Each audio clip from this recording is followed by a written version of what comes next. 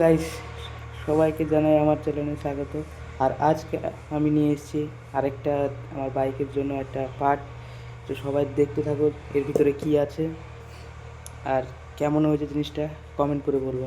ঠিক আছে, চলো আনবক্সিং করা যাক। তো চলো দেখা যাক ভিতরে কি আছে।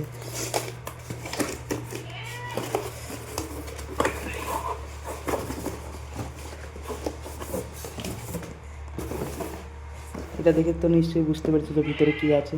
চলো দেখা কেমন কি হয় জিনিসটা। আর এই জিনিসটা খুব সস্তায় পেয়ে গেছি আমি ফ্লিপকার্ট থেকে। তো যারা যারা নিবা ভাবছো তারা দেখো জিনিসটা কেমন হয়, তারপরে তোমরা নিবা। দেখতেই পাচ্ছ গাইস মিরর